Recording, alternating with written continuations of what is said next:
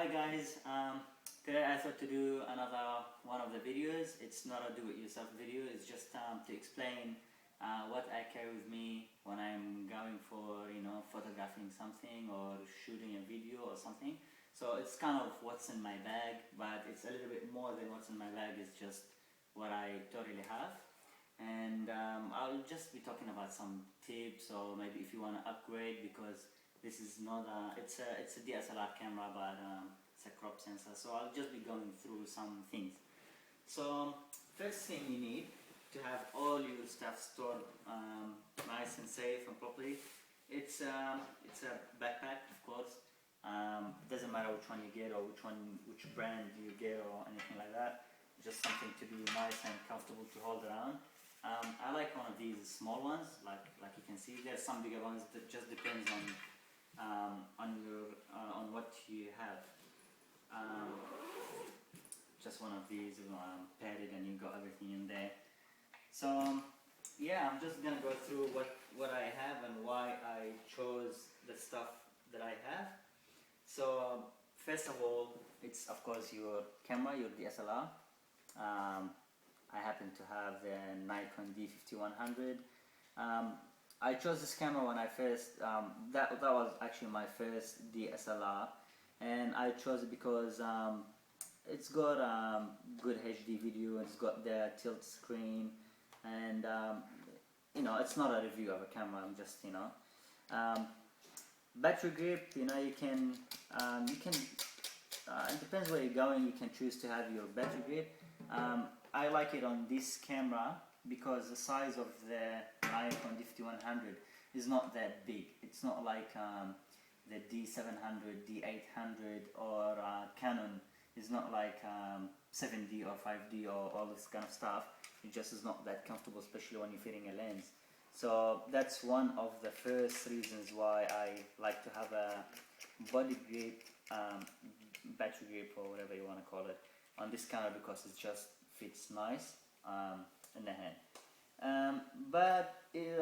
I'm thinking to upgrade soon to Canon 5D Mark III, and if I get that camera, I'm not gonna buy a battery grip with it, because you're not gonna need it. These kind of cameras, they're actually huge in the camera itself, so it's gonna be just mess with the battery grip. And I also don't really need it. I better invest my money in buying another spare battery. I can use one and charge the other one and then swap them. It's just, better than using the battery grip. So that's your camera. Starting with lenses. Now, I like, when I'm taking photos, I like zooming. I like zoom lenses. I chose Sigma lenses. All my lenses are actually Sigma, because the price is very, very, if you're in a budget and you want to start photographing, the prices of the Sigma lenses is actually very good. Like you can get most of the lenses, the Sigma lenses, zooms or whatever, for like $500, $600, $700. This one is it's a Sigma 18 to 250. It's a zoom lens. It's a good lens. I like it. I like the hood, the way it's it's padded like that. It's got the autofocus buttons. It's got the VR buttons and all that good stuff. It's nice. One small tip: whenever you buy a lens, just straight away buy a filter. Some of them, if you like to use polarizing filter or whatever, but I just like to put UV filters. If you accidentally scratch it or whatever, it's a cheap filter. You can just chuck it in the bin, no problem. If you use one of the cheap ones, I know some of them are expensive, but I just get decent price ones, like $10 or whatever. I just get them on eBay and put it on the lenses. So that's a zoom lens. I've actually shot some videos with this lens also, not only pictures, and it does a good job. So that's 18 to 250. On a cropped sensor, 18 is not that much of a wide angle. If you're talking about full-size sensor camera like D700, D800, or 5D Mark III, all this kind of stuff, it's a wide angle. But on these crop sensors, they are not. So I got the Sigma 8 to 16. This one is a very wide angle, as you can see the shape of the lens on the top. It's also got the autofocus and manual focus button on it, and yeah, again, the price is not that bad on this lens, especially if you get it a second hand. Then you know you can get one for like $400 or whatever. But for me, I like to buy them brand new because Sigma comes with 2 years warranty with the lens. So yeah, and I also, one more reason why I like Sigma lenses, because unlike the kit lenses, they have all metal mount at the bottom, which is kind of nice to have, you know. They heavy weighted, and they kind of, you feel it's a nice lens. It's not a bad at all. So if you look at these two lenses together, then you have a coverage of 8 to 16, and then 18 to 250. So you know you covered all that zoom range from 8 to 250, which is nice.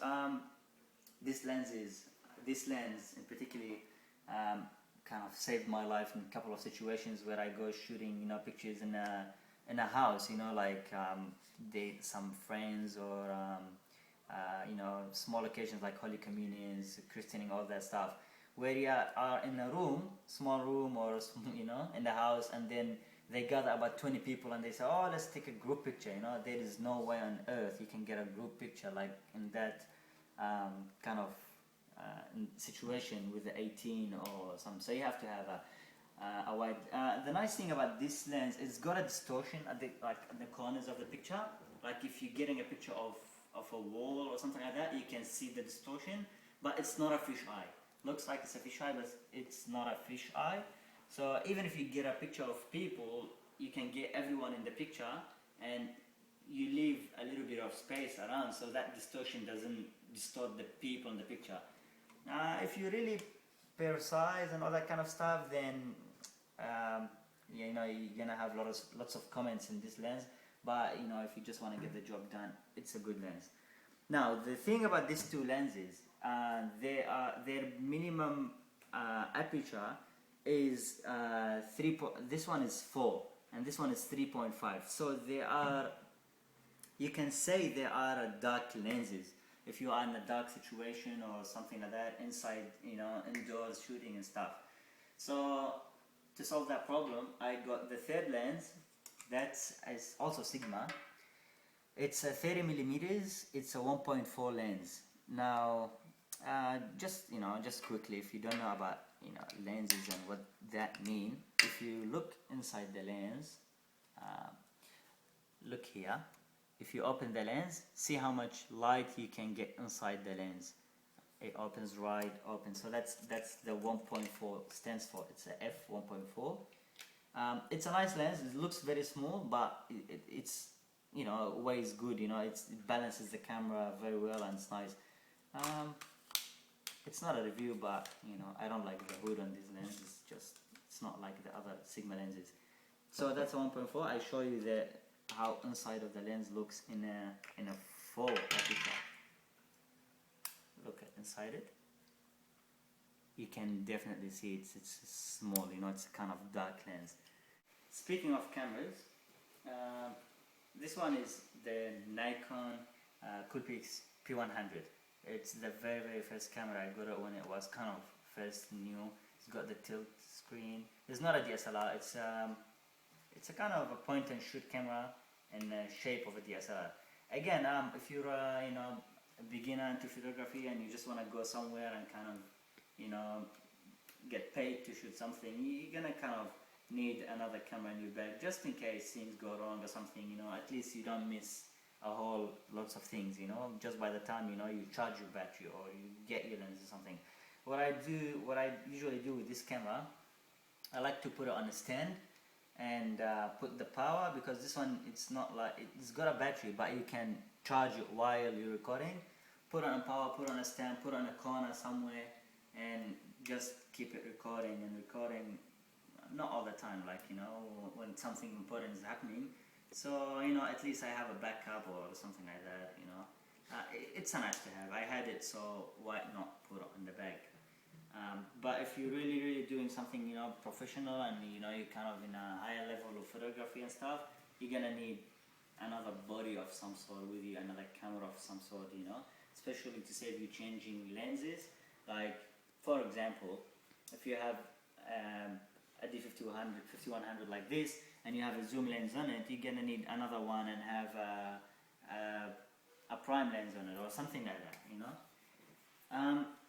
Talking about video, because as I mentioned in the beginning of this review, or this kind of what's in my bag video, if you are shooting video, then as you might know that autofocus on DSLR cameras, especially, you know, the kind of beginner ones, or you know, the cheaper ones, it's just not gonna work. You know, by the time you move your hand and you want something to focus, it's gonna go, you know, blurry, focus blurry. By the time it locks on a focus, you know, it's gonna be really bad on your final product. And so therefore, you're gonna need to use manual focus and focus in your hand by yourself. So therefore, you know, in DSLRs, when you're shooting videos, you see the picture on the viewfinder, on the electronic viewfinder. So it's really hard to be like that and focusing. You're just not gonna be able to, you know, to focus properly. So one of the accessories you're gonna need is this. It's a viewfinder. What a viewfinder is, just quickly speaking, you stick it on your screen, and you'll be able to put your eye in there and just see what's going on the screen. It will kind of change it like a video camcorder kind of style, and it magnifies the screen by 3 times, so it becomes really easy to focus. I don't know if you're gonna be some of them. This particular one, just a little bit more about it. This particular one, you can open it, see if you look at the screen without it. I'm not sure if you might be able to see that, but we're just gonna give it a try. And if you look with it, you can see, I think you can see it's a huge difference. This is a good, you know, when you fit your camera on a rig, and with a screen like this that tilts, you know, when you fit the camera on the rig, then you're gonna have this one right in front of your eye, which is quite nice. Okay, that's when you're shooting video. This one, it's very important. I wasn't able to shoot video before I got this one, and now I'm very happy with it. It's not very costly. If you get this type, you know, in the shops, they're gonna charge you like $150. If you get it on eBay, then you're gonna get it a lot cheaper. Next thing, I don't like fitting strap on the camera, but you know, you have your strap just in case, you know, you want to hang the camera on your neck or something like that. Now, one more thing, as I mentioned, these lenses, they're a little bit dark lenses and stuff like that. Even if you're shooting with a prime, it's good to have a light. This kind of LED lights, they're very good. You can fit them on the hot shoe, just like that. Actually, let me just kind of show you an example.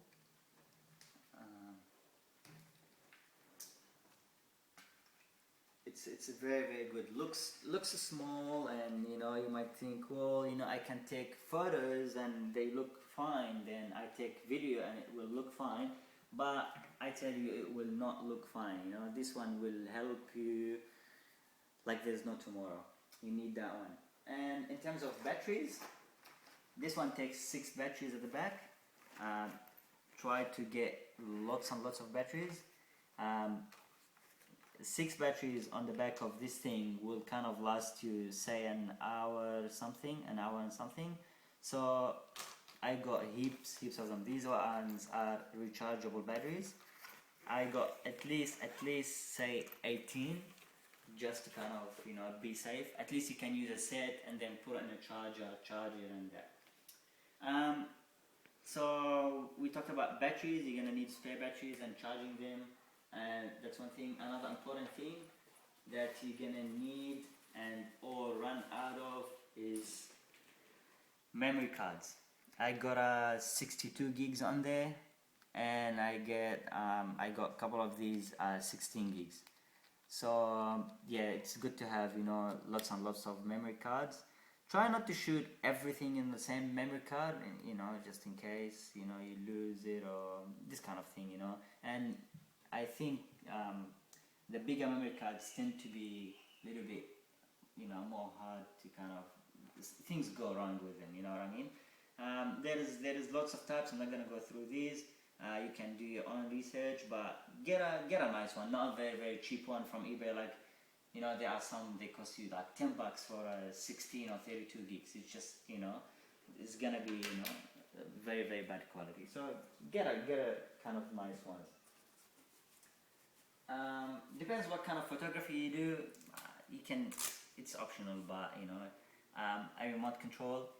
I like, last night there was a full moon and I was trying to get a picture of the moon, and if you zoom like 250 on one of these lenses and try to get the picture, forget it, it's just not gonna happen. So I fit the camera on a tripod and I just focused it, manual focus, and then use the remote control shutter release to get the pictures that you really want crisp and clear.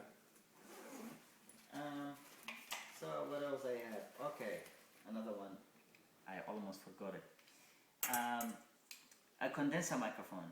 Now this one, you can also fit it on the hot shoe mount, and it takes one battery, one AA battery.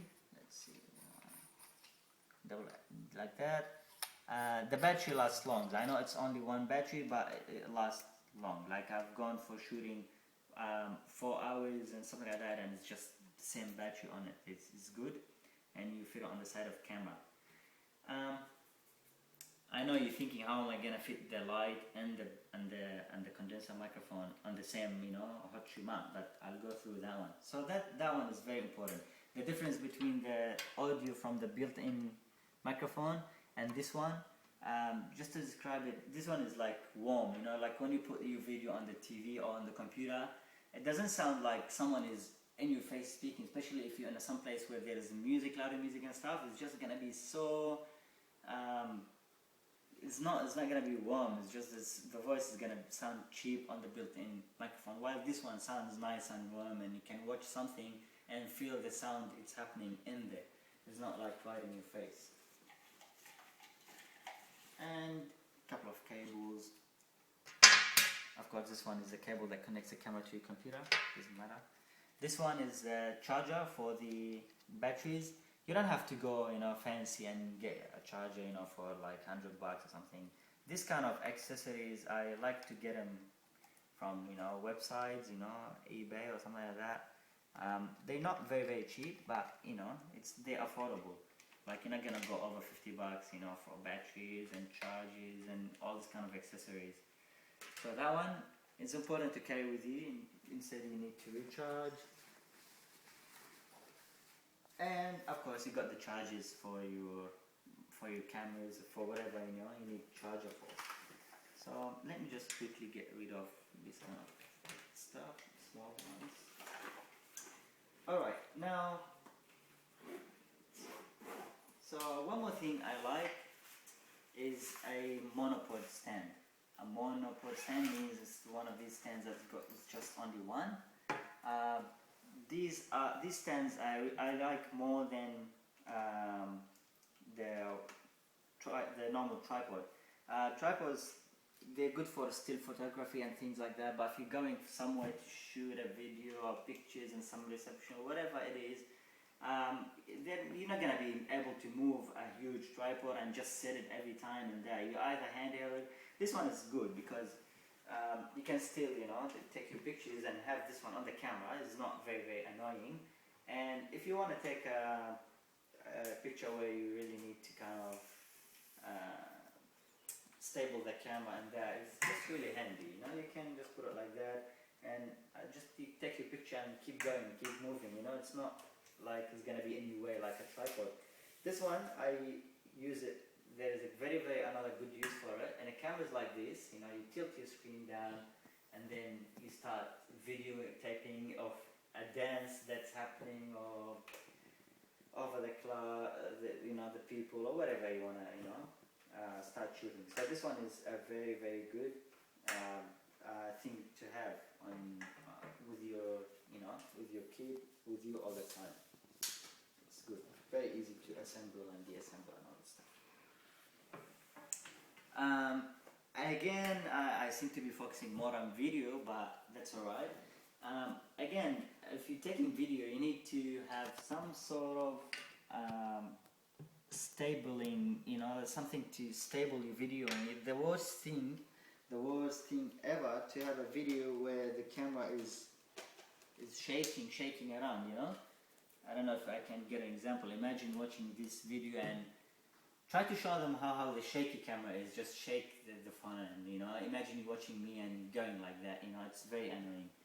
So what I like to use is this, and I show you an example. I'm not gonna open it on anything, just quickly. I got this one after a good research. This one is the cheapest rig you can find on anywhere. So that's for it. This one is to mount your camera, and I show you how in a second. But first, I want to show you this other one.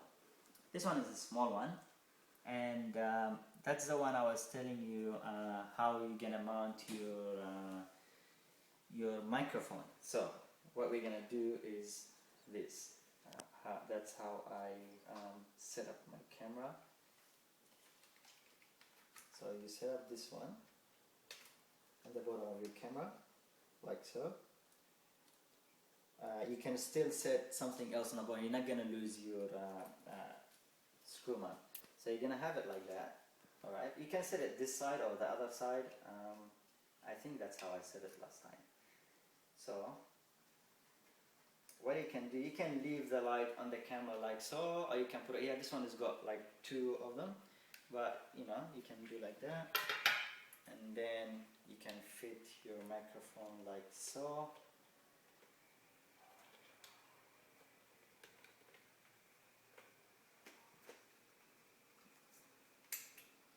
Okay, and you can fit the cables however where the cable is. The other time I fit it on the other side because now I remember there is the microphone jack is on the other side. But anyway, there is plenty of ways to fit it. This one helps you also to stabilize your camera, like so. If you have the more you have points of contact or something. So for to start with, if you really don't do much videoing and stuff like that, you can get away with this kind of setup. As you can see, it's not too bad. But your hand's gonna get tired very, very, soon. So that's when I got this one. That's a very, very handy kind of design. Again, see this one, you stick your camera in there, just like so.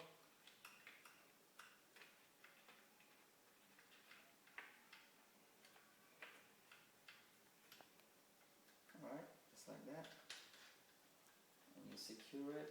I'm just going to do it quickly just to kind of demonstrate. Okay. How does this thing work is just you open it like so. You put it over your shoulder like so. And that's why I like the tilting screen. You can turn this one around. And you're ready to go. This one is, as you can see, I can leave the camera and it's stand like all the weight you're gonna have it in your chest here, and it kind of hangs at the back. You can set it up the way you like. If you don't have this kind of screen on your DSLR, see how this one is pointing to your left. You're gonna point it the other way, and then you're gonna have your camera in front of you, and you can mount. You still have another hot shoe mount if you want to mount something else here. It's kind of very convenient design, and for a low budget, instead of getting the proper rig with the focus thing, full focus is gonna cost you a fortune. In this design here, you can work and manual focus at the same time. at any lens you can fit, you can zoom, you can do whatever you like, you know. That's another kind of story, it just depends on what you want. So this is kind of on a budget kind of setup, you know. This kind of setup is not going to cost you too much. It is going to cost you, but not as much as a professional, you know, professional stuff. So that's pretty much it. If you have any other setup you would like to share, if you have any other questions, please feel free to comment or subscribe or anything like that. So, and yeah, I hope you kind of benefit and enjoyed what's in my bag. Hopefully soon I'll be doing another review with what's in my bag and my knee gear, because as I said, I'm thinking of upgrading to a full frame. That means when you upgrade a body from a crop sensor to a full frame, you're gonna be changing all the lenses. Especially I'm upgrading from Nikon to Canon, so I'll be also doing another review of what stuff I got. This time, I'm sure this time is gonna be more thoughtful, you know. I'm gonna be more thoughtful of buying the stuff, because that one was my first setup, my first gear, and like this time I'm just gonna be, you know, being more picky and choosing the stuff. So yeah, stay tuned and thanks for watching.